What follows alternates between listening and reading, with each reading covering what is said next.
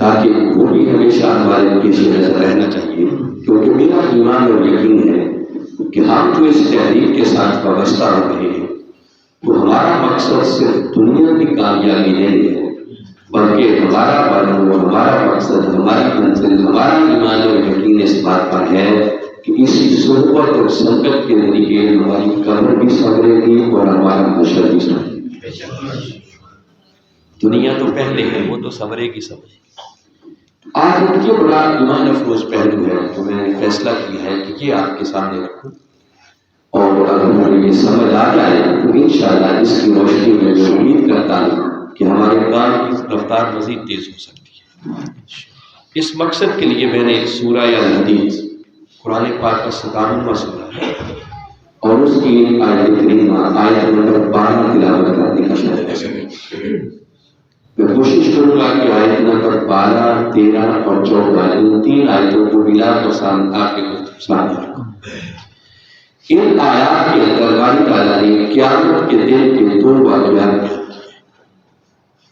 وہ واقعات ابھی ہوئے نہیں، ہونے کب ہے؟ قیامت والے دن۔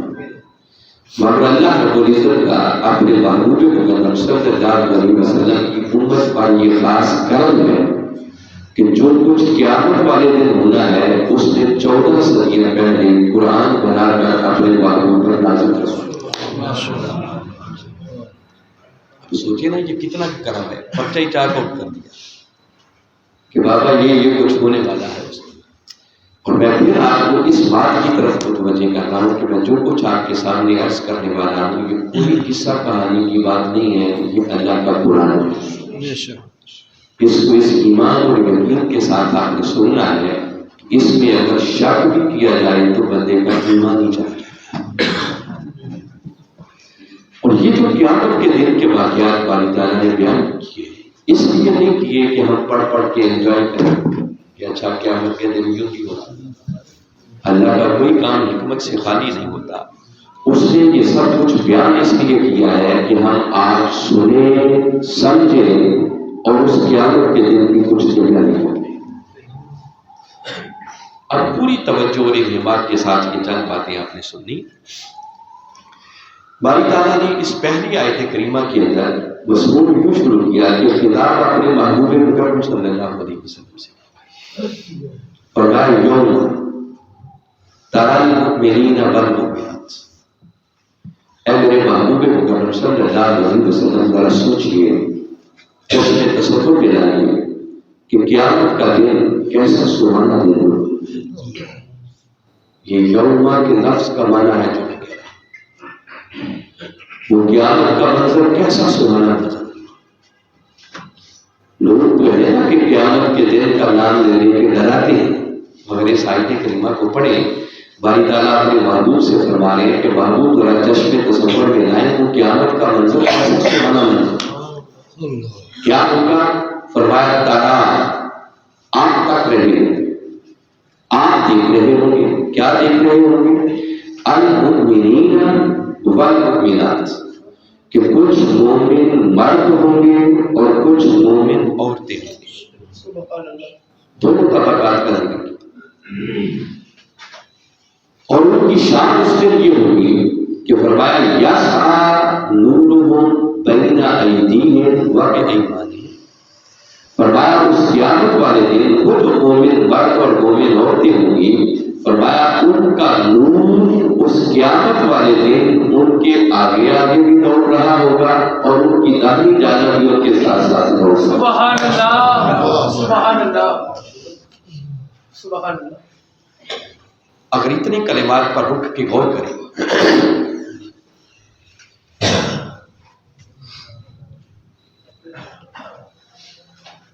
تو ایک بات جو سمجھ میں آتی ہے وہ یہ کہ یہ بات ایک اٹل حقیقت ہے جو باری تعالیٰ نے قرآن پاک میں بیان کر دی کہ قیامت والے دن کمبی والے آقا صلی اللہ علیہ وسلم کی امت میں سے کچھ لوگ ایسے ہوں گے جو صاحبان نور ہوں گے۔ بولیے کیا ہوں گے؟ صاحبان نور۔ نور ان کے آگے آگے بھی دوڑ رہا ہوگا اور ان کی داہنی جانب بھی ان کے ساتھ ساتھ دوڑ رہا ہوگا۔ اور وہ کون ہوں گے؟ باری تعالیٰ نے ایک ہی دیا ہے کہ وہ مومن مرد بھی ہوں گے اور مومن عورتیں بھی ہوں گے۔ مومن کون ہوتا ہے؟ اگر سادہ ایک جملے میں کہنا چاہوں تو جو کل قرآن اور حدیث کا نچوڑ قائد محترم کے قدموں میں بیٹھ کر میں نے سیکھا ہے، اور آپ جانتے ہیں کہ مومن وہ ہے جو کائنات کی ہر شے سے بڑھ کر کملی والے آقا سے محبت اور عشق، اسے مومن کہتے ہیں۔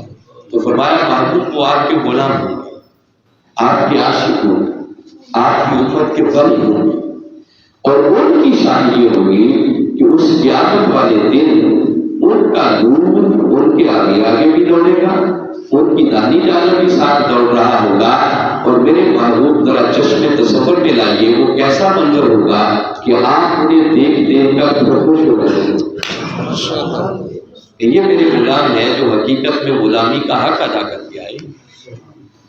بشراکم الیوم، پھر انہیں بشارتیں دی جا رہی ہیں، جنات، جنتوں کی باغات، تجری من تحتہا الانہار، جن کے نیچے نہریں رواں ہوں، خالدین فیہا، پھر وہ ان جنتوں میں ہمیشہ ہمیشہ رہیں گے۔ اور آگے فرمایا ذالک هو الفوز العظیم، فرمایا قیامت والے دن یہ جنتوں کا مل جانا، پھر اس میں خلود کا حاصل ہو جانا، پھر نور کا میسر آنا، اور ان کا نور کے ہاتھوں میں چلنا، اور سب سے بڑھ کر یہ کہ پھر ان کو کملی والے آقا صلی اللہ علیہ وسلم کا تک دینا۔ فرمایا میرے محبوب کی ایک بہت بڑی کامیابی، وہ چھوٹی موٹی کامیابی نہیں، فرمایا ذالک هو الفوز العظیم۔ ذرا سوچے وہ کامیابی کتنی بڑی کامیابی ہوگی کہ جس کامیابی کو وہ خدا ہو کر بھی ایک عظیم کامیابی، ہماری یہ بڑی کامیابی، یہ ایک منظر بیان کیا۔ ساتھ ہی اپنی آیت میں باری تعالیٰ نے اسی قیامت کے دن کا ایک دوسرا منظر بیان کیا، اور آگے فرمایا یوم، دن وہی قیامت کا، یقول المنافقون والمنافقات، فرمایا کچھ منافق مرد ہوں گے اور کچھ منافق عورتیں ہوں گے۔ یقول، وہ کہہ رہے ہوں گے، وہ آوازیں دے رہے ہوں گے، وہ ندائیں دے رہے ہوں گے۔ کیا ندائیں دے رہے ہوں گے اور کس کو ندائیں دے رہے ہوں گے؟ قاری صاحب آپ گنا بند کر دیں اسے، جتنا ہو گیا ہے نا، بالکل توجہ اور یکسوئی رہنی چاہیے، کوئی دائیں بائیں موومنٹ حرکت نہیں ہونی چاہیے، اور موبائل بھی اگر ایک ہی بار ہم سائلنٹ پہ کر لیں تو بھی بڑی اچھی بات ہے۔ آپ بہت قیمتی وقت نکال کے آئے ہیں تو میں چاہتا ہوں کسی کا وقت ضائع نہیں ہونا چاہیے، ان ساری سائلنٹ پہ لگا دیں۔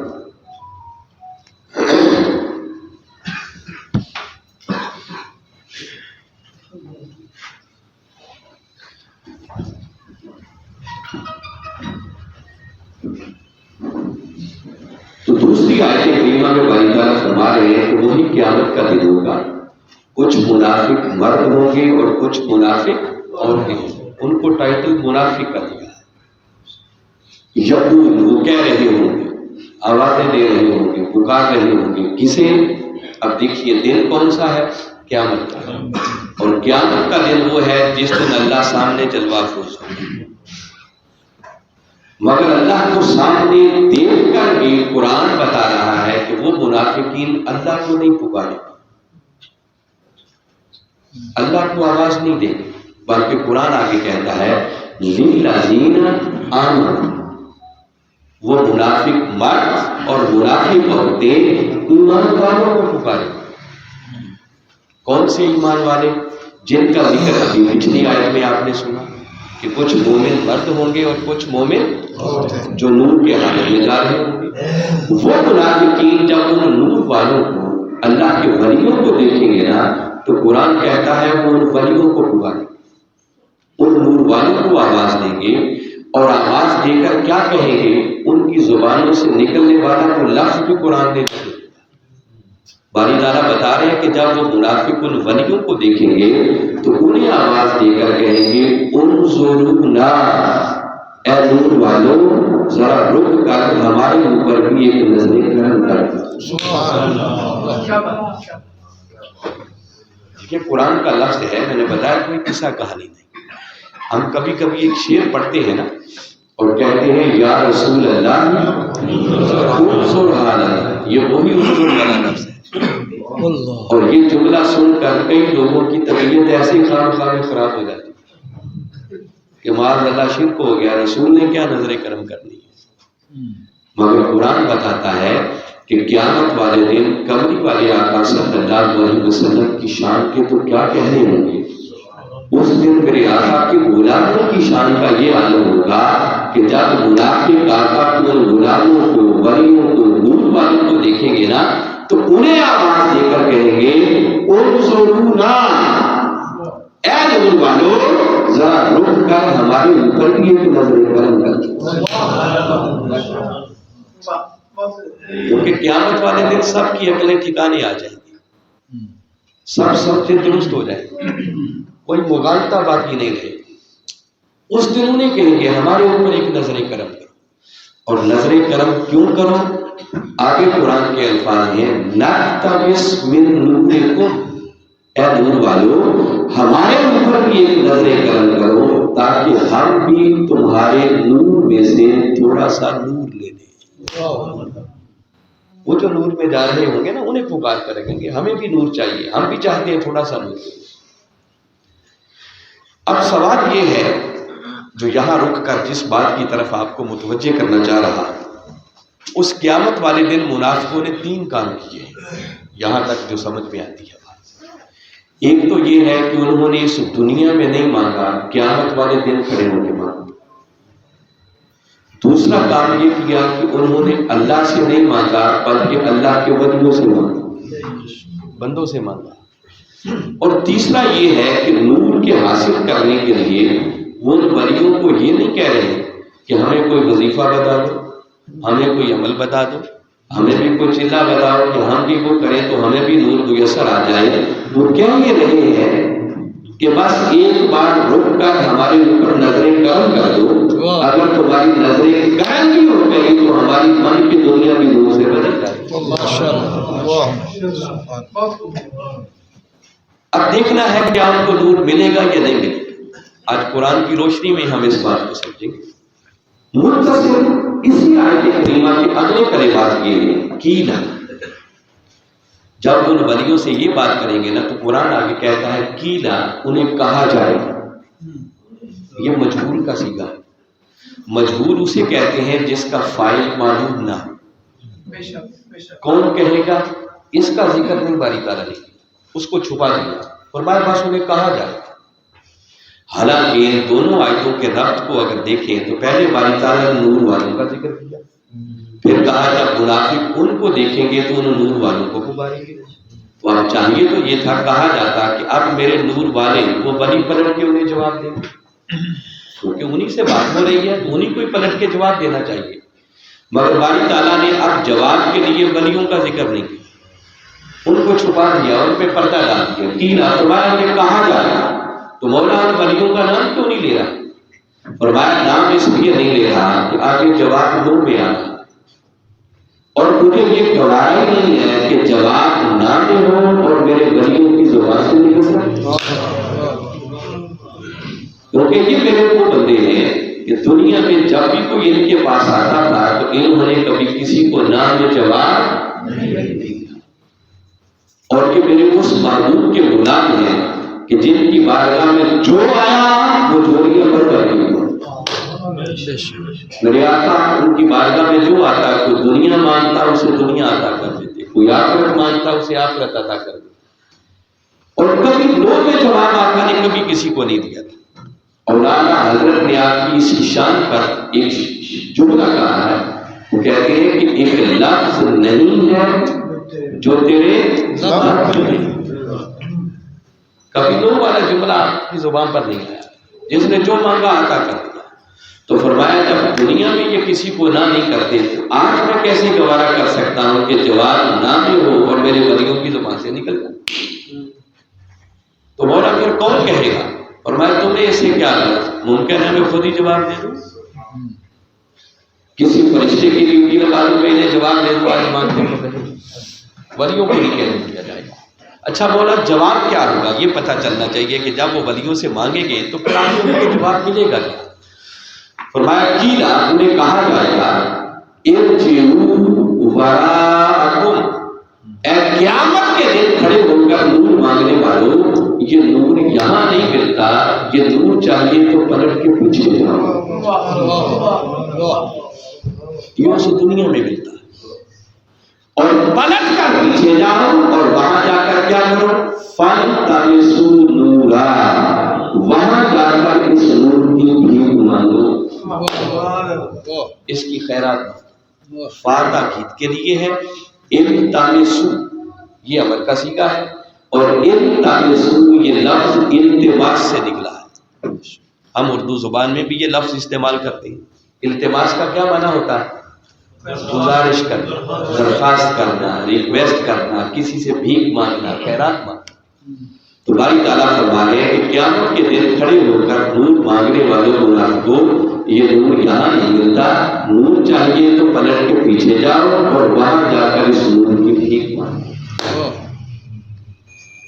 اب اس جواب پر اگر غور کریں تو ایک بات تو باری تعالیٰ نے سیدھی سیدھی رد کر دی، فرمایا کہ جو قیامت کے دن کھڑے ہو کے مانگ رہے ہو، آج مانگنے کا دن نہیں ہے، مانگنا ہے اگر یہ نور چاہیے تو پلٹ کے پیچھے جانا ہوگا، اور دنیا میں یہاں کسی کو نہیں ملتا۔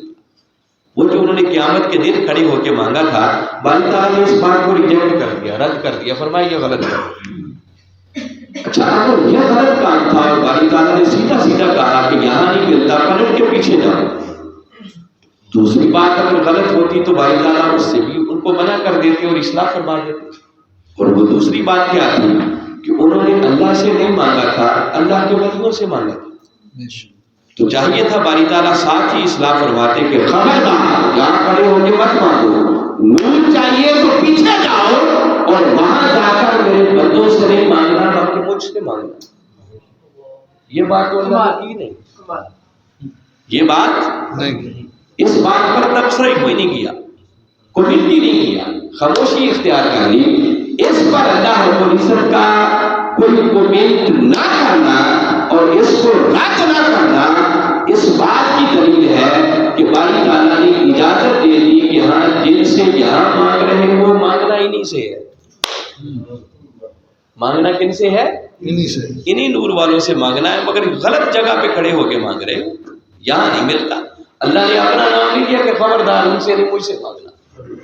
اور تیسری بات جو انہوں نے کہا تھا انظرونا، کہ بس ہمارے اوپر نظریں کرم کر دو تو تمہارے نور میں سے ہمیں بھی نور مل جائے گا، اس پر بھی باری تعالیٰ نے کوئی تبصرہ نہیں کیا کہ یہ توجہ سے نظر سے کچھ نہیں ملتا، جانا وہاں جا کر کوئی عبادت کرنا، کوئی ریاضت کرنا، کوئی مجاہدے کرنا، کوئی چلے کرنا، کوئی اورادوں بازار کرنا، پھر تمہیں نور ملے گا۔ فرمایا نہیں، یہ جو تم نے انظرونا کہا ہے نا، بس جن سے کہہ رہے ہو دنیا میں جا کر ان میرے ولیوں سے جڑو، ان سے نور کی بھیک مانگو، اگر انہوں نے خوش ہو کر فقط تمہارے اوپر توجہ بھی کر دی تو تمہارے من کی دنیا نور سے بھر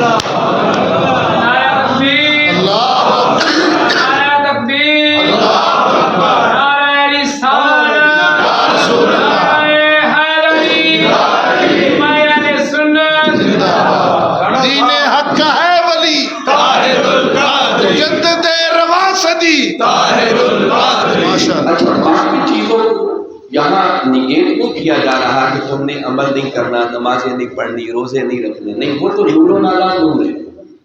آگے جو جتنی محنت کرے گا، عبادت کرے گا، ریاضت کرے گا، مجاہدے کرے گا، وہ تو میں نے بتایا نور و نالا نور، اتنا ہی پاتا چلا جائے گا، جتنا گڑ ڈالیں گے اتنا ہی میٹھا ہوگا۔ مگر یہاں تو انہوں نے ولیوں سے مانگا اور کہا انظرونا، بس ہمارے اوپر توجہ کر دو، اس پر باری تعالیٰ نے کوئی کومنٹ نہیں کیا، اس پر خاموشی اختیار کی، بس ان کو صرف اتنا بتایا کہ غلط جگہ پہ کھڑے ہو کے مانگ رہے ہو، جن سے مانگ رہے ہو مانگنا بھی انہی سے ہے، اور اگر انہوں نے خوش ہو کر تمہارے اوپر توجہ کر دی، نظریں کرم فرما دی، تو فرمایا کہ خدا اس بات کی گارنٹی دے رہا ہوں کہ میرے مرد کامل کی توجہ سے بھی تمہارا خالی برتن نور سے بن جائے گا۔ اس کا مطلب توجہ سے بھی ملتا ہے۔ میں بہت زیادہ ٹائم نہیں لینا چاہتا چونکہ وقت بہت زیادہ ہو چکا ہے. یہاں رک کر میں صرف اتنا آپ کو متوجہ کرنا چاہ رہا ہوں کہ ذرا سوچیں، غور کریں. باری تعالیٰ نے یہ واقعات جو قرآن پاک میں لکھ دیے 14 صدیاں پہلے نازل فرما دیا، واقعات ہوئے نہیں ہیں، قیامت کب ہو. اللہ نے نازل اس لیے قرآن میں یہ کر دیے ہیں، ہمیں اس لیے بتائے ہیں کہ جب قیامت کا دن آئے گا تو وہاں تو جب میرے نور والے جا رہے ہوں گے اور منافق پکاریں گے تو وہاں تو ملے گا کچھ، اور کہا جائے گا پلٹ کے پیچھے جاؤ، اور پھر وہاں سے پلٹ کر واپس آنے کا کوئی راستہ نہیں. یہ بیان اس لیے کیا ہے کہ جہاں آنے کا کہا جائے گا وہاں تو اس وقت موجود ہو، وہاں میرے نور والے بھی موجود ہیں.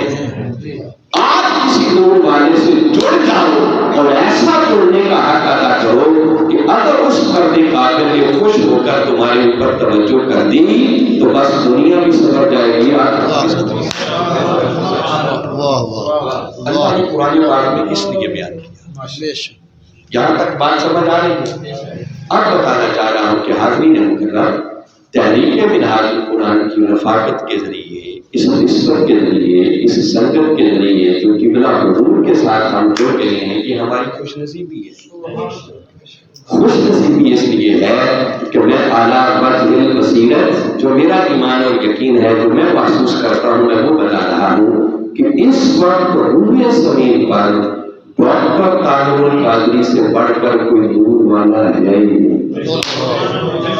مجدد رواں صدی طاہر القادری، دین حق کا ہے ولی طاہر القادری، مصطفیٰ کی ہے کلی طاہر القادری، ذوالفقار حیدری طاہر القادری.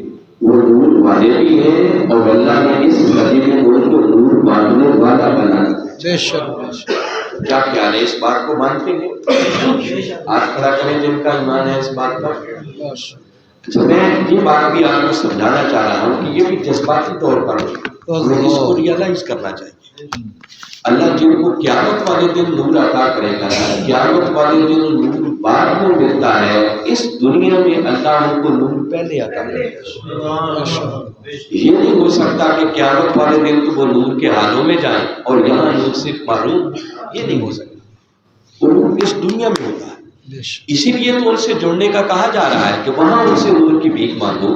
تو اگر دینے والوں کے پاس ہی نہیں ہے تو پھر مانگنا کیا ہو سکتا. اب وہ نور کسے ملتا ہے یہ بھی قرآن سے سمجھتے ہیں. سورہ زمر، تاکہ آپ کو سمجھ آئے میں جس ہستی کی بات کر رہا ہوں، میں جذباتی باتیں نہیں کر رہا تو ہٹائیں. سورہ زمر میں باری تعالیٰ نے فرمایا افمن شرح صدرہ للاسلام فہو علی نور من ربہ. فرمایا اللہ جس شخص کا سینہ اسلام کے لیے کھول دیتا ہے تو وہ شخص اپنے رب کی طرف سے ایک نور پر فائز ہو جاتا ہے. کیٹیگوریکل قرآن کی آیت آپ کو سنا. اللہ جس شخص کا سینہ اسلام کے لیے کھول دے، کیا مطلب؟ اسے اپنے دین کی سمجھ عطا کر، اسے دین کا فہم عطا کر، اسے دین کی راہ پر چلا دے. جس کا سینہ اسلام کے لیے کھل جائے، باری تعالیٰ فرما رہے ہیں کہ وہ خوش نصیب اپنے رب کی طرف سے نور پر فائز ہو جاتا ہے. تو بھائی وہ خوش نصیب جس کا اپنا سینہ اسلام کے لیے کھل جائے، وہ قرآن کہتا ہے کہ نور پر فائز ہو جاتا ہے. تو وہ ڈاکٹر طاہر القادری جو کروڑوں کے اسلام کے لیے سینے کھلنے کا سبب بن گیا، سوچے اس کے نور کا عالم کیا، وہ کس نور پر فائز ہو. ان کا اپنا سینہ ہی نہیں کھلا، اپنا تو کھلا ہی کھلا، اس میں تو شک والی بات نہیں ہے. ذرا سوچے ان کی وجہ سے اللہ نے کتنوں کے سینے اسلام کے لیے کھول دیے. اگر اسلام قرآن کا نام ہے تو آپ غور کریں، ڈاکٹر طاہر القادری اس ہستی کا نام ہے کہ جس نے اس صدی کے اندر لوگوں کو قرآن سے بات کرنا سکھایا. جس دور میں لوگ قرآن سے بات کرنا ہی بھول گئے تھے. میں نے یہ حالات اپنی آنکھوں سے دیکھے اور کانوں سے سنے ہوئے ہیں کہ ہمارے علماء برکت کے لیے خطبے میں ایک آیت پڑھتے تھے اور 1.5 گھنٹے کی تقریر میں اس کا ترجمہ بھی کوئی نہیں کرتا. آگے پھر قصے کہانیاں دوڑے بائیے لطیفے چٹکلے رہ گئے. مگر اس صدی کے اندر اگر قرآن سے بات کرنا سکھایا ہے تو ڈاکٹر طاہر القادری نے سکھایا. آپ اندازہ کریں کہ اس صدی میں جدید دور کے تقاضوں کو سامنے رکھتے ہوئے جو اثر نو قرآن کا نیا ترجمہ امت کو دیا ہے عرفان قرآن کے نام سے، اور ایسا ترجمہ کہ خالی ترجمے کو پڑھے تو کئی تفسیروں سے انسان بے نیاز ہو جاتا ہے. تفسیری شان کا حامل ترجمہ اتنا سلیس، اتنا بامحاورہ کہ خالی ترجمہ پڑھے تو بات معلوم میں اترتی چلی جاتی. آقا کی محبت اور عشق میں ڈوب کر لکھا ہوا ترجمہ کے پڑھے تو آقا کی محبت کے چراغ سینوں میں روشن ہو جاتے. تو جس ہستی کو اللہ نے قرآن کا ترجمہ کرنے کی یہ توفیق دی ہوگی تو کیا خیال ہے اس شخص کا سینہ اسلام کے لیے کھلا ہوگا یا نہیں کھلا؟ جس بندے کا اپنا سینہ نہ کھلا ہو اس بیچارے نے قرآن کا ترجمہ کیا کرنا. اور اس مردے کا نظر نے خالی ترجمہ ہی نہیں کیا، پھر 8 جلدوں کی شکل میں قرآنی انسائکلوپیڈیا دے کر 50,000 موضوعات پر قرآن کا انالیسس کر دیا ہے اور امت کو تحفہ دے دیا ہے کہ آؤ اگر جاننا چاہتے ہو کہ کس موضوع پر قرآن کیا کہتا ہے تو صرف 8 جلدوں پر مشتمل قرآنی انسائکلوپیڈیا بنا. بے شک 50,000 موضوعات کی فہرست تیار کرنا کوئی آسان کام نہیں ہے. جائے تو اس پر قرآن کا تجزیہ کر دیا جائے، انالیسس کر دیا جائے کہ کس موضوع پر قرآن کیا کہتا ہے، کہاں کہاں کہتا ہے، تو سارا ایک نظم دے دیا جائے. اور پھر اس مرد کلندر نے اب 28 جلدوں پر مشتمل قرآن کی تفسیر کا کام بھی مکمل کر دیا. مجھے بتائیں جس کا سینہ اسلام کے لیے نہ کھلا وہ ایسا کر سکتا ہے؟ پھر 1000 موضوعات پر قرآن کے دلائل سے مزین اس مرد کلندر کے خطابات اور 1400 کے لگ بھگ کتابیں جو قرآن اور حدیث کے دلائل سے مزین ہے وہ امت کو دے دی. پھر اگر اسلام حدیث کا نام ہے، فرمان رسول کا نام ہے، تو اس مرد کلندر نے حدیث پر وہ کام کیا ہے جو 6 صدیوں کے بعد دوبارہ ہوا ہے. کم و بیش کوئی 200 سے 250 کے لگ بھگ انہوں نے حدیث پر کتابیں ترتیب دے دی. 125 کے لگ بھگ تو صرف اربعینات ہیں جو انہوں نے تیار کر ڈالی. پھر 1 جلدوں والی، 2 جلدوں والی، 3 جلدوں والی، 4 جلدوں والی، حتیٰ کہ 45 جلدوں پر مشتمل حدیث کا انسائکلوپیڈیا بھی تیار ہے. اور ذرا سوچیں اگر 8 جلدوں میں 50,000 موضوعات پر قرآن کا انالیسس دیا ہے تو ذرا سوچیں 45 جلدوں کے اندر کتنے لکھوں خواہ موضوعات ہوں گے. اور آقا کی لاکھوں حدیث کا انالیسس کر کے کیٹاگرائز کر دیا ہے کہ کس موضوع پر قبری والے آقا نے کب کب کیا کیا کروایا. میری خدمت نے ثابت کیا میرا حق مجدد رواں صدی. میری خدمت نے ثابت کیا میرا حق مجدد رواں صدی. تو رہے سدا سلامت اے محمد طاہر القادری.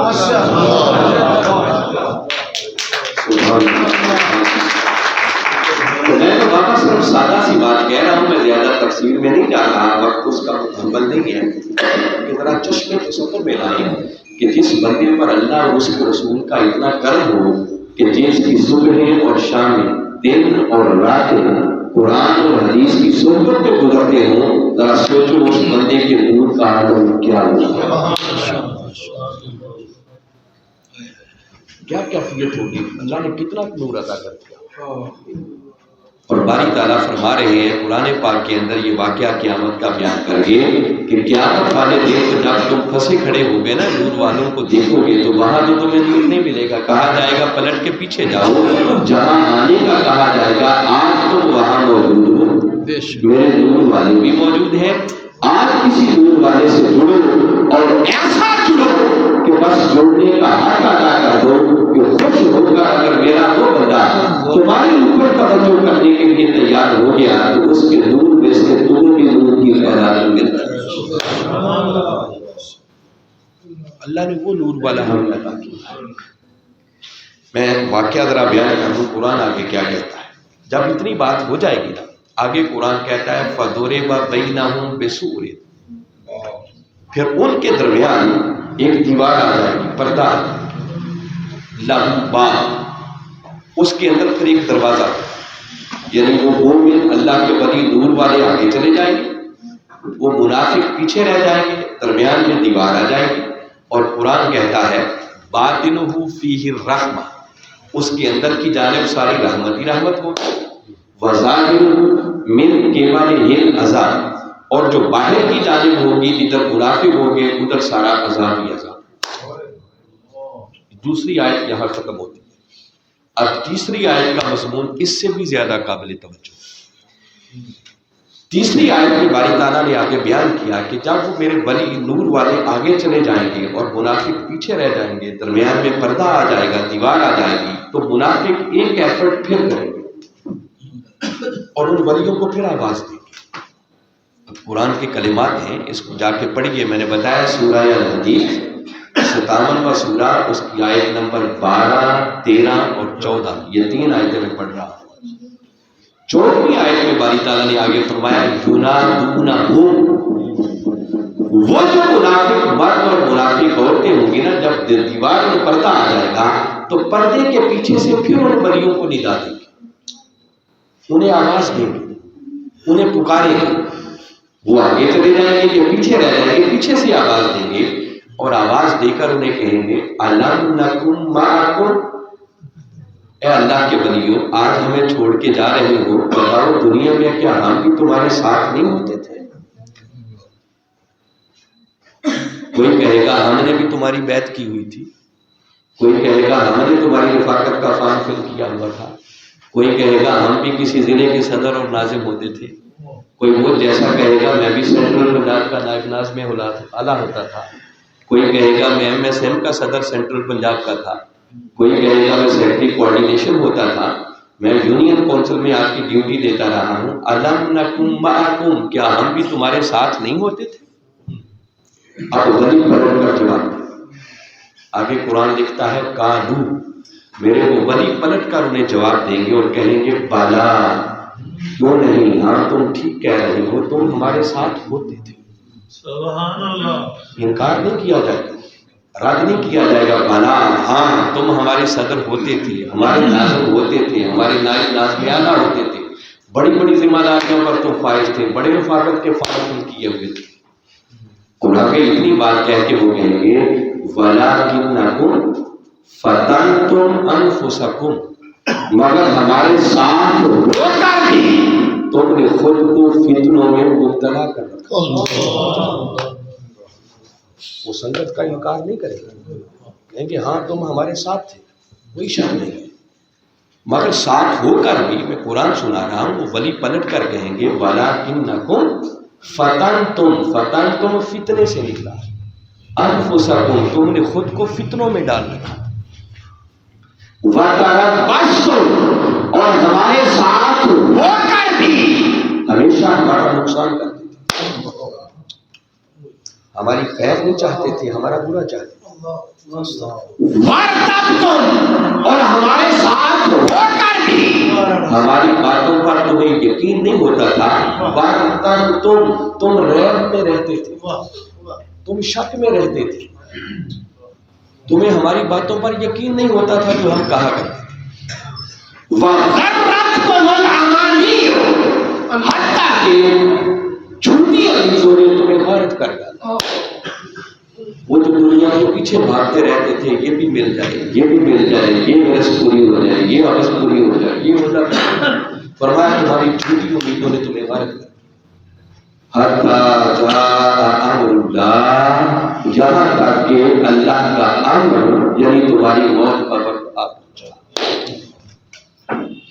وَغَرَّكُمْ بِاللَّهِ الْغُرُورُ اور بدبخت شیطان نے تمہیں دھوکے میں رکھا اور تمہیں حقیقت سمجھ میں آنی نہیں تھی۔ یہ میں قرآن کی آیت سنا رہا ہوں، میں کبھی کبھی جب یہ آیت پڑھتا ہوں تو ورنہ میں بتا رہا ہوں میرے روح کے ٹکڑے ہو جاتے ہیں کہ جب قیامت کا دن ہوگا نا، اس بات میں تو رتی برابر شک نہیں ہے، ہمارے قائد کا جو مقام ہوگا، جو شان ہوگی، جو نور کا عالم ہوگا، وہ تو ایک دیکھنے نظر۔ اب سوچے نا، جتنی خدمت کی ہے وہ کم ہے، حد کر دیا، اور اس کے سلے میں اللہ کیا کیا کچھ عطا کرے گا وہ دنیا میں اندازہ ہوتا ہے۔ وہ صرف قائد کے چہرے کو دیکھو نا تو وہ نور نظر آتا ہے، آتا ہے یا نہیں آتا ہے؟ اور قرآن کہتا ہے سیماہم فی وجوہہم من اثر السجود، پھر ان کے سجدوں کا اثر ان کی پیشانیوں سے، چہروں سے نظر آتا ہے۔ وہ قیامت والے دن ان کے نور کا عالم کیا ہوگا، ذرا چشم تصور میں لائے نا۔ اور میں کبھی غور کیا کریں، قائد محترم کی تصویر کو سامنے رکھ لیا کریں، جیسے جیسے عمر بڑھتی جا رہی ہے نور بھی اسی طرح بڑھتے چلا رہا ہے۔ بڑھاپا آتا ہے تو حسن ڈھلتا ہے، مگر وہ اتنا ہی جوبن میں نکھار آتا چلا جا رہا ہے۔ تو سوچیں قیامت والے دن نور کا عالم کیا ہوگا۔ اور میں نے جو بات کی نا کہ میرے رونگٹے کھڑے ہو جاتے ہیں کہ جب حضور شیخ الاسلام اس شان و شوکت کے ساتھ نور کے حالوں میں جا رہے ہوں گے، اور مجھ جیسا منافق پھنسا کھڑا ہوگا جو خالی نعرے لگاتا تھا، کرتا کچھ نہیں تھا، تو دیکھ کر آواز تو ایک بار دوں گا نا کہ حضور میں بھی کوئی آپ کا نائب نازم اعلیٰ ہوتا، تو اگر پلٹ کر آواز آ گئی کہ ہاں تم نائب نازم اعلیٰ تو ہوتے تھے، مگر بتاؤ نائب نازم اعلیٰ ہو کر تم نے کیا کیا تھا؟ ہمیشہ فتنوں میں ہی رہتے تھے، ہمارا برا ہی چاہتے تھے، ہماری باتوں پر تمہیں یقین نہیں ہوتا تھا۔ اگر یہ جواب آ گیا تو پھر تو کچھ بھی نہ، گھاٹے کا کام کیا نا، منافع کا تو ہم نے نہ کیا۔ اس لیے یہ آیت کریمہ ہمیں دعوت فکر دے رہی ہے، اللہ نے اگر اتنی بڑی نعمت ہمیں عطا کر دی ہے تو بابا آپ ان سے جڑو، ان سے جڑنے کا حق ادا کرو۔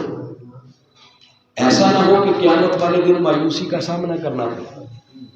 اور یہ جو قرآن کہتا ہے نا فَالْتَمِسُوا نُورًا، ان سے نور کی پھر بھی مانگو۔ اب میری بات سن رہے ہیں، آپ کی توجہ چاہتا ہے، یہ جو قرآن کہتا ہے نا فَالْتَمِسُوا نُورًا، ان سے نور کی بھیک مانگو، اس مانگنے کا یہ معنی نہیں ہے کہ ہر وقت انہیں کہتے رہو کہ ہمارے اوپر توجہ کر دو، ہمیں بھی نور مل جائے، ادھر درخواست لکھ دی، ادھر فون کر دیا، کبھی مل گئے تو حضور ہمارے اوپر بھی توجہ کر دو۔ نہیں، اگر کسی مرد کامل سے جڑنا ہے نا، تو خدا کی قسم میں قرآن آپ کو سنا رہا ہوں، مرد کامل سے کچھ لینے کا پہلا تقاضا یہ ہے کہ اپنی زبانوں کو بند کر دو۔ کیا کر لو؟ اپنی زبانوں کو۔ اگر مرد کامل کی صحبت سے کچھ لینا،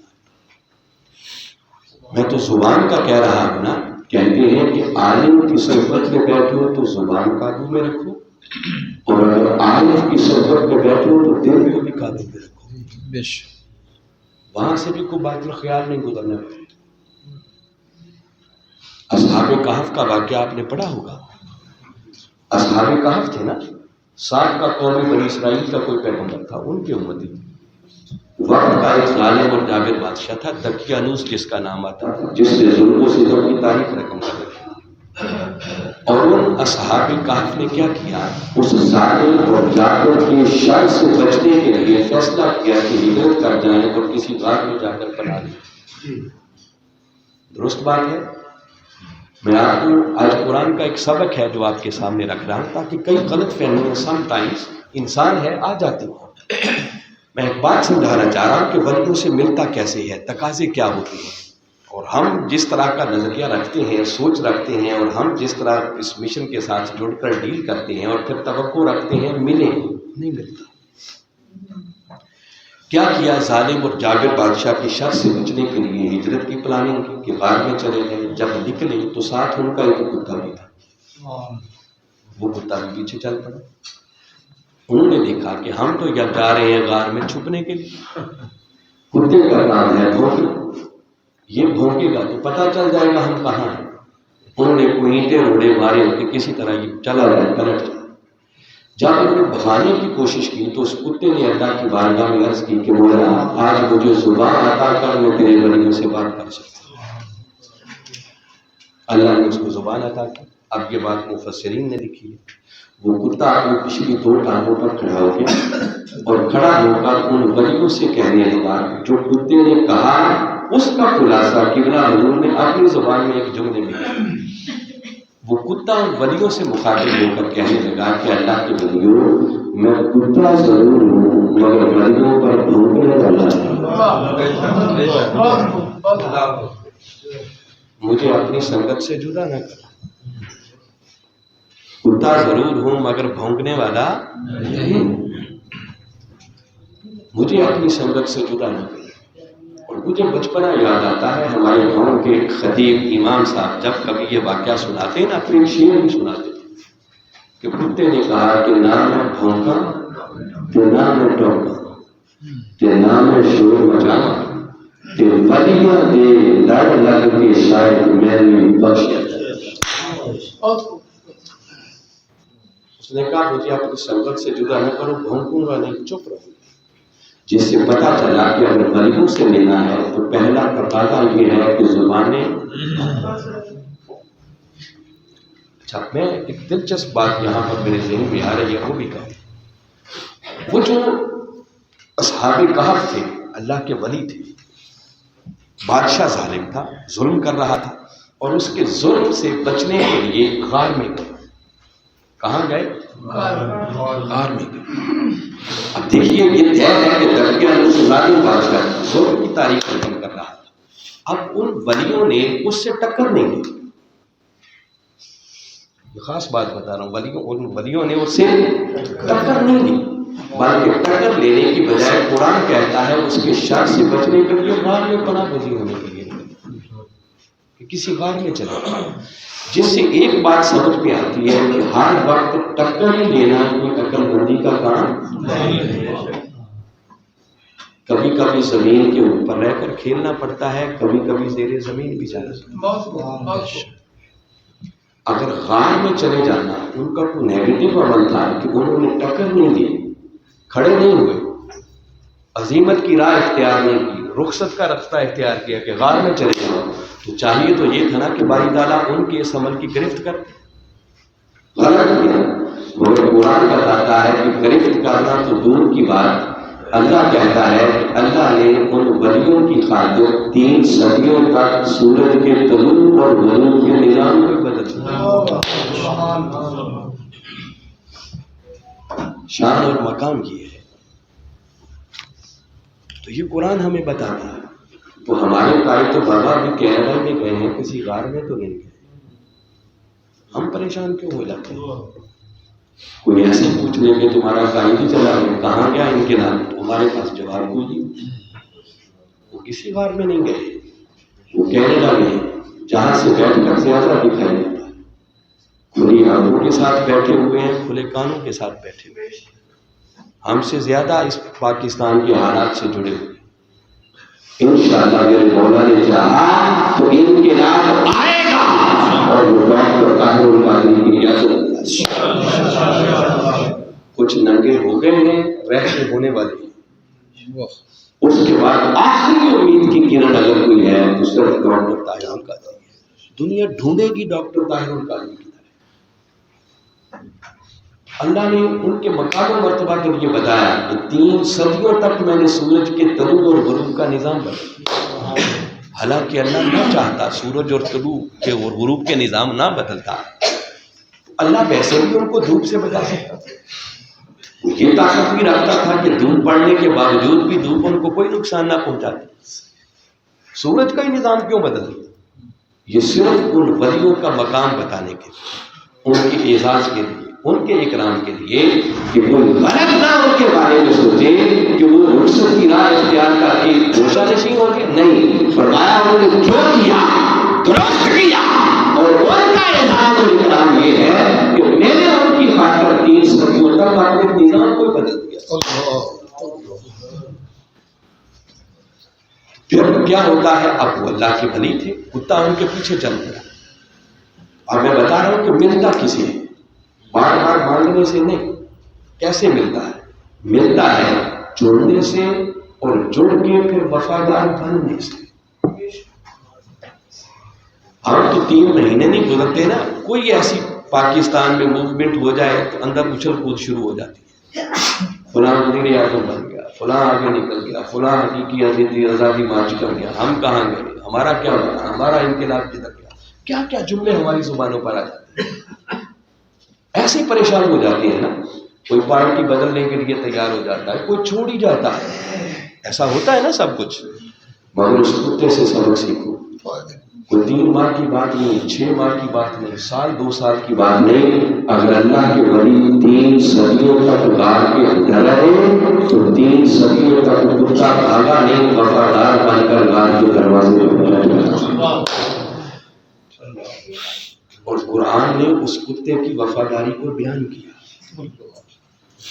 وَقَلْبُهُمْ بَاسِطٌ ذِرَاعَيْهِ بِالْوَسِيعِ، کہ ان کا کتا اپنے اگلے بازو پھیلا کر وفادار بن کر غار کے دروازے پہ بیٹھا ہے۔ پھر کیا ہوا؟ جب اس نے وفاداری میں کمی نہیں آنے دی تو میں اگلی بات بتا رہا ہوں، پھر ملتا ہے، یہ نہیں ہے کہ نہیں ملتا۔ قرآن کہتا ہے کہ ہر 6 ماہ کے بعد اس غار کے اندر ولیوں کی کروٹ بدلتی۔ کیا ہوتا ولیوں کی کروٹ؟ یہ اللہ اور اس کے رسول کا کرم ہوتا، ان کی کروٹ بدل جاتی۔ اچھا، ان پر تو اللہ کا کرم ہوتا ہوگا، اب کتا کیا اور کرم کیا؟ گو اس کا کرم کائنات کے ذرے ذرے پر ہے جی، تو ولیوں پر تو سمجھ آتی ہے کہ اس کا کرم ہوتا ہوگا، مگر کہتے ہیں کہ جب ولیوں کی کروٹ بدل دی تو غار کے دروازے پر بیٹھے ہوئے کتے کی کروٹ تھوڑی بہت پڑ جاتی۔ جس سے بتانا یہ چاہتا ہوں کہ اگر کوئی زبان بند کر دے، جوڑنے کا حق ادا کر دے، وفاداری کا حق ادا کر دے، تو جب کسی ولی پر مرد کامل پر اللہ اور اس کے رسول کے کرم کی خیرات اترتی ہے نا، تو اس خیرات میں سے حصہ جوڑنے والوں کو بھی ضرور ملتا ہے۔ قرآن بتاتا ہے، لوگ سمجھتے ہیں یہ کسی کہانی ہے، میں تو آپ کو قرآن سمجھا رہا ہوں، قرآن بتا رہا ہوں۔ اور پھر غور کریں، سوچیں، اگر کتا ہو کر وفاداری کا حق ادا کریں تو ولیوں پر اترنے والے کرم کی خیرات میں سے کتے کو حصہ ملتا ہے، تو بابا ہم تو اشرف المخلوقات انسان ہیں، پھر آقا کی امتی ہیں، کلمہ پڑھنے والے ہیں۔ ذرا سوچو، اگر ہم کسی مرد کامل کے ساتھ جڑیں اور جڑنے کا حق ادا کر دیں تو کیا خیال ہے، تو ادھر کرم کی خیرات اترے گی، جڑنے والوں کو نہیں ملے گی؟ ملے گی، اس کا حصہ ضرور۔ وہ ایمان کمزور ہے جو کہتے ہیں ملتا نہیں، شکوہ کرتے ہیں ملتا نہیں ہے، مگر جو لینے کے تقاضے ہیں وہ تقاضے ہم پورے نہیں کرتے۔ جو میں نے پہلی بات کی نا، زبانیں بند، تو کہنا ایسے ہی اپنے کتے کی ایک مثال دے کے بات ختم کر دیں۔ تو آئیے اس سے اوپر کی بات بتاتا ہوں، وہ بھی قرآن کی بات آپ کو بتاتا ہوں، اسی سورہ کہف میں، اس باتوں کی تفصیل میں نہیں جاتا۔ اللہ کی اولو العزم پیغمبر ہے، موسیٰ علیہ السلام خضر علیہ السلام کی تلاش میں نکلی، جہاں 2 دریا ملتے تھے، بنی ہوئی، تلی ہوئی، کٹی ہوئی مچھلی زندہ ہو کے پانی میں چلی گئی، وہیں انہوں نے اللہ کا بتایا۔ جب خضر علیہ السلام سے ملاقات ہو گئی، اب موسیٰ علیہ السلام نے ریکویسٹ کی، وہ قرآن پاک کے کلمات پڑھنے والے ہیں، کبھی سورہ کہف کو نکال کو پڑھیے۔ موسیٰ علیہ السلام حضرت خضر علیہ السلام سے عرض کرتے ہیں، اولو العزم پیغمبر اور وہ اللہ کے ولی ہیں جی، اب لینے کے لیے جا رہے ہیں، اب عرض کر رہے ہیں، اور قرآن نے وہ ساری ان کی جو گزارش ہے وہ لکھی ہے قرآن پاک میں کہ لینے کا تقاضا کیا ہے۔ موسیٰ علیہ السلام کہتے ہیں، حل اتبعک، علی صاحب کیسے ہے آگے، حل اتبعک علی ان تعلمنی مما علمت رشدا، کیا کمال اس کے اندر عاجزی، انکساری اور ادب کی انتہا۔ یہ جو ہم دیکھیں نا، سم ٹائمز کہتے ہیں یورپ بڑا آگے چلا گیا، ہم نے کسی سے نام پوچھنا ہو تو ایک تو سیدھا سیدھا طریقہ ہے نا، بھائی آپ کا نام کیا ہے، تو وہ زیادہ پڑھے لکھے تو مہذب لوگ آ جائیں تو وہ اس کو پوچھتے ہیں کیا میں آپ کا نام پوچھ سکتا ہوں، ایسے کہتے ہیں نا، may I know your name؟ ایسے پوچھتے ہیں نا، قربان جائے یہ طریقہ تو پتہ نہیں کن کو کب آیا ہوگا. قرآن بتاتا ہے 14 صدیاں پہلے نقل کر دیا, واقعہ معلوم نہیں کب ہوا تھا.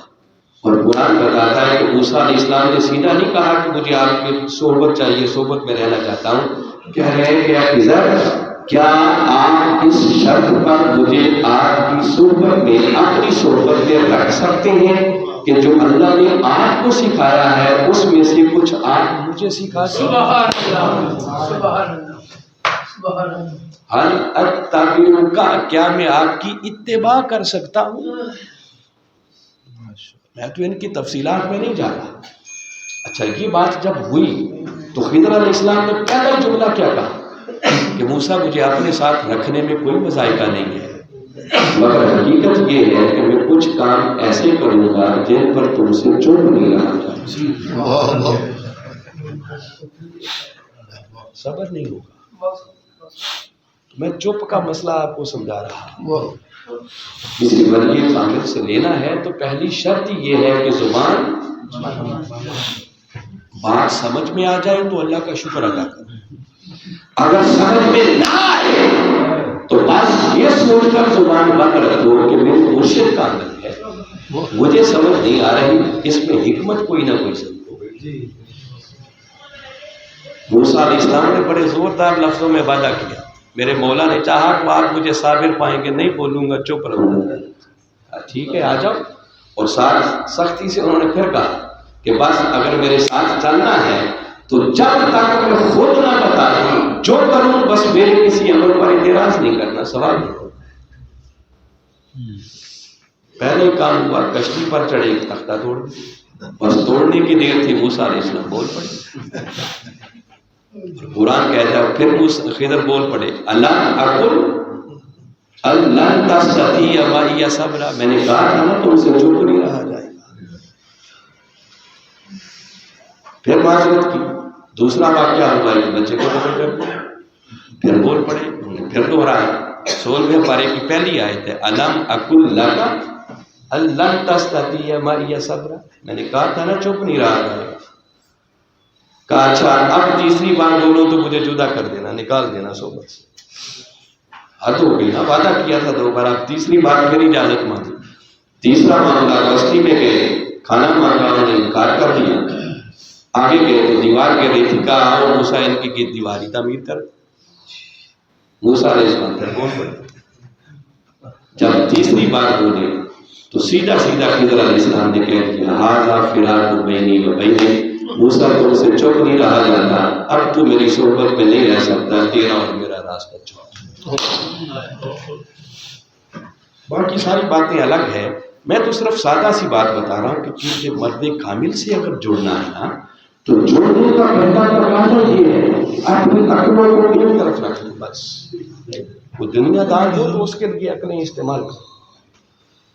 اور میرا ایمان ہے کہ ہم کسی دنیا دار سے نہیں جڑے, ہم کسی ملک والے سے جڑے, اللہ والے سے جڑے.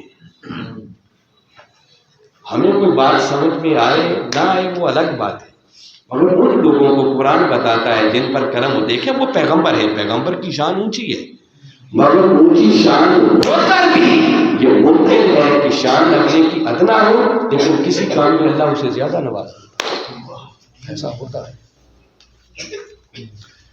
تو میں سمپل آپ لوگوں کو یہ بتا رہا ہوں کہ یہ شکوے جو ہم کرتے ہیں نا ہمیں ملتا نہیں. ملتا اس لیے نہیں ہے کہ ہم لینے کے تقاضے پورے نہیں کرتے.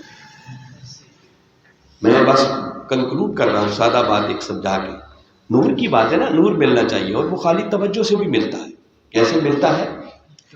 توجہ سے. ان ضرور کے کلمات بتا رہے ہیں, اس پر بھی سادہ سی بات بتاتا ہوں. یہ مولانا اشرف علی تھانوی نے اپنی 2 کتابوں میں درج کیا جو سنانے والا. خالی سنیوں کی بات نہیں ہے, مولانا اشرف علی تھانوی کی بات کر رہا ہوں.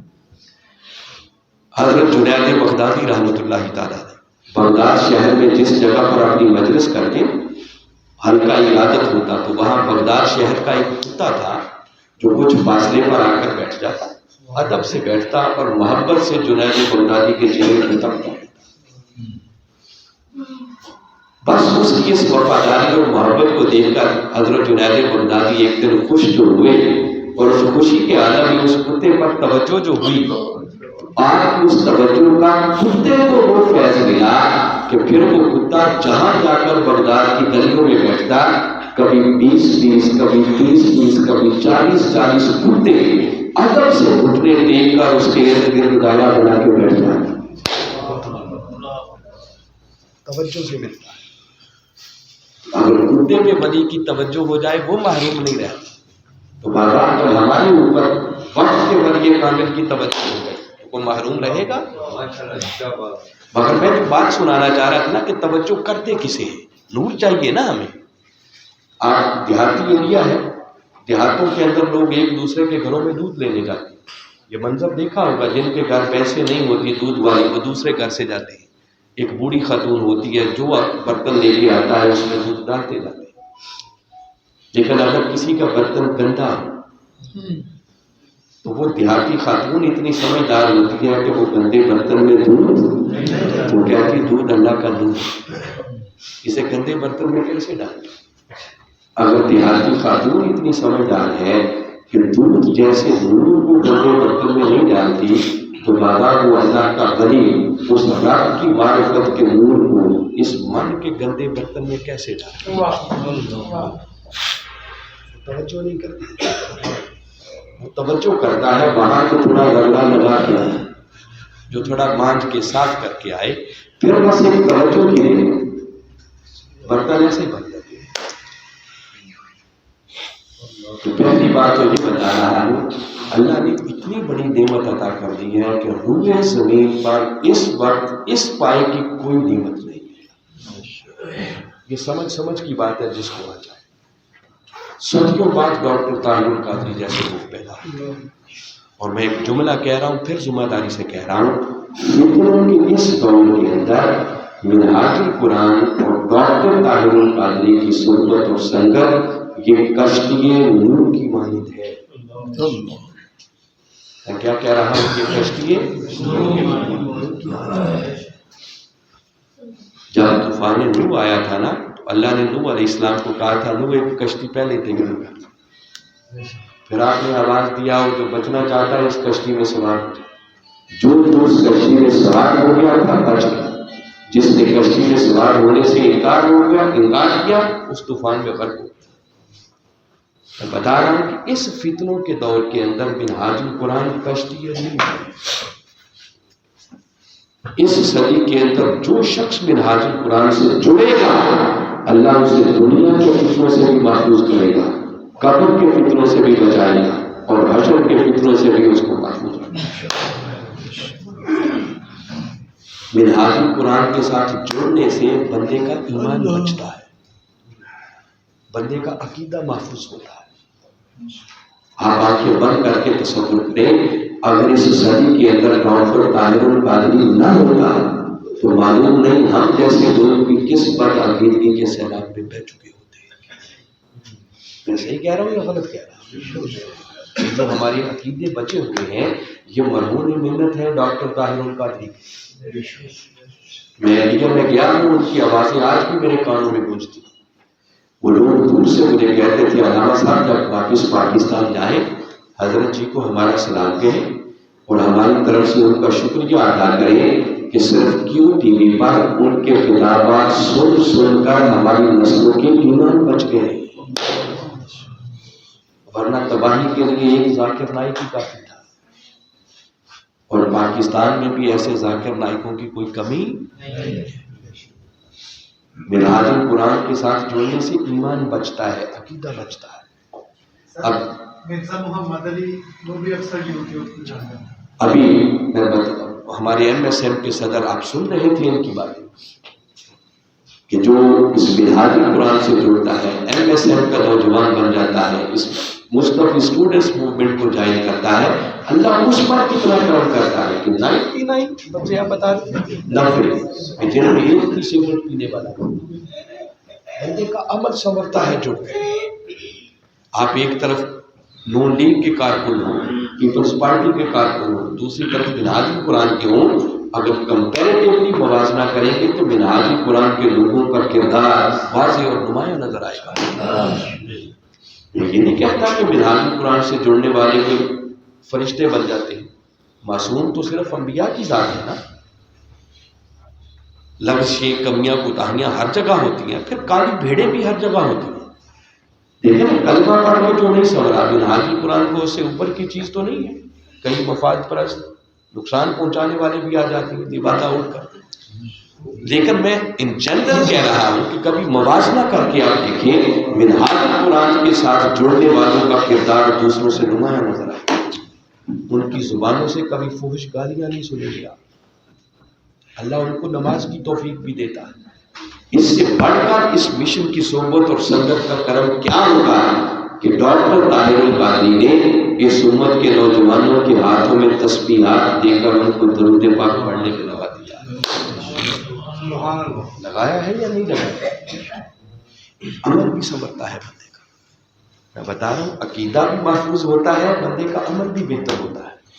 اور کیا آپ لوگوں نے نہیں سن رکھا کہ قبلہ حضور نے کتنی بار فرمایا ہے کہ قبر کی پہلی رات آئے گی تمہیں سمجھ آ جائے گی کہ منہاج قرآن کی حفاظت کیا ہے. یہ بات سنی ہوئی ہے یا نہیں سنی؟ کتنے لوگ ہیں جنہوں نے یہ بات سنی ہے؟ ہاتھ اونچا کھڑا کریں. موسٹلی لوگوں نے سنی. باوضو ہو کر اعتکاف میں ممبر رسول پر بیٹھ کر یہ حضور شیخ الاسلام نے باتیں کی. اور جتنی بار جیسے آپ نے فرمائی ہے نا، میں سمجھتا ہوں کہ بس انہوں نے پردے اٹھا کر دکھایا نہیں ہے، باقی بتانے میں کبھی کوئی نہیں چاہتا.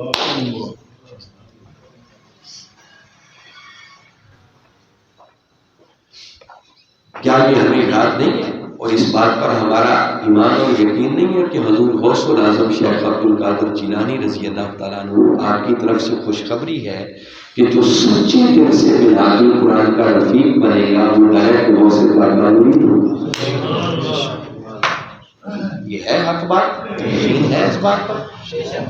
اس سے بڑھ کر حضور غوث پاک کا اس مشن پر کرم کیا ہوگا کہ آپ نے اپنے ایک لاڈلے قدوۃ الاولیاء سیدنا طاہر علاء الدین القادری الگیلانی رضی اللہ تعالیٰ عنہ کو ہمیشہ ہمیشہ کے لیے سرپرست بنا کر منہاج قرآن میں بٹھا دیا ہے. اور حضور پیر صاحب نے اپنی ظاہری حیات مبارکہ کے اندر فرمان جاری کیا تھا کہ جو بندہ منہاج قرآن کی مخالفت کرتا ہے، منہاج قرآن کو نقصان پہنچانے کی کوشش کرتا ہے، وہ سن لے اس کا سلسلہ قادریہ سے کوئی تعلق نہیں. یہ باتیں یاد ہیں یا نہیں آپ کو؟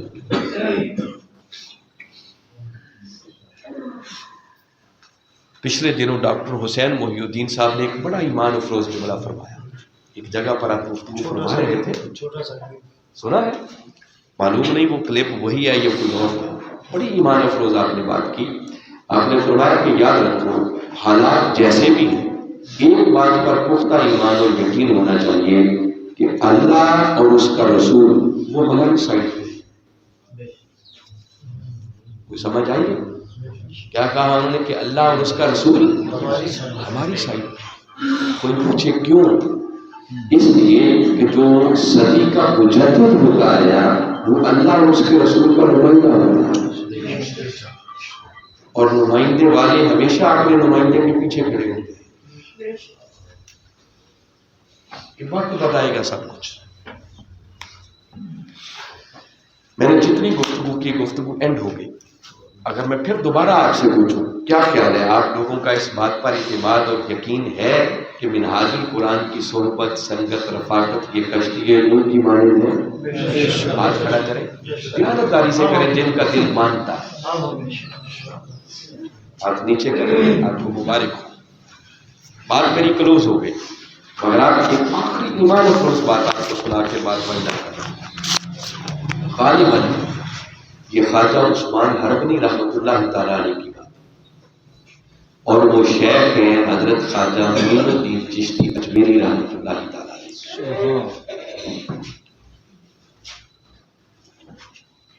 آپ نے ایک دن اپنے حجرے میں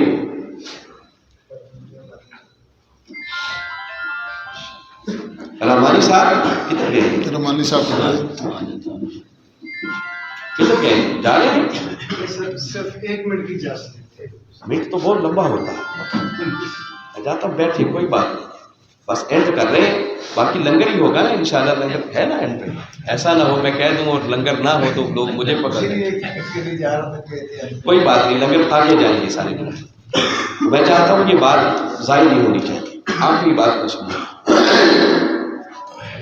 حضرت خواجہ عثمان نقوی رحمۃ اللہ تعالیٰ علیہ نے ایک دن اپنے حجرے میں خواجہ معین الدین چشتی اجمیری رحمۃ اللہ تعالیٰ علیہ کو بلایا اور بلا کر فرمایا کہ معین الدین آج تمہیں ایک خوشخبری سنانا چاہتا ہوں۔ عرض کی حضرت سنا؟ آپ نے فرمایا کہ معین الدین کل جو شخص میرے چہرے کی زیارت کرے گا اللہ اسے جنت میں داخل کر دے۔ تو یاد رکھیں ایسے لوگ ہر دور میں موجود ہوتے ہیں کہ ان کے چہرے کو دیکھو تو جنت ملتی ہے، کسی کے دروازے سے گزر جاؤ تو جنت ملتی ہے، کسی کی تحریک سے وابستہ ہو جاؤ تو جنت ملتی ہے۔ اور حضور غوث پاک فرماتے ہیں جو میری جامعہ یونیورسٹی اور مدرسے کی آگے سے گزر گیا اللہ اسے بھی جنت ملتا ہے، سے بھی گزر گیا۔ فرمایا معین الدین کل جو میرے چہرے کی زیارت کرے گا اللہ اسے جنت عطا کرے گا۔ اور اتنی بات فرما کے دوسری بات فرمائی کہ معین الدین اس حجرے سے باہر نکلنے کے بعد اگر تم نے یہ بات کسی کو بتائی تو تمہارا ٹھکانہ جہنم۔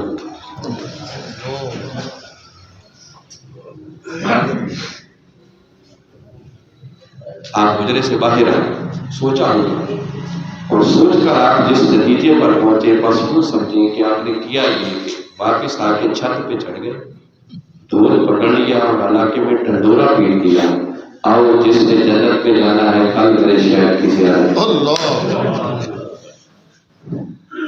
دھوم مچا دیا۔ آپ کے شہر کو پتہ چلا، بلوا لیا، پوچھا معین الدین کیا خوف نہیں آیا؟ میں نے کہا تھا ٹھکانہ جہنم میں ہوگا۔ عرض کی حضور میں نے بڑا سوچا مگر سوچ کر اس نتیجے میں پہنچا کہ اگر میرے لیے جہنم میں جانے کی وجہ سے آپ اپنی وقت جنت میں چلی جائے گھٹے کا نہیں ہے سودا منافع کا۔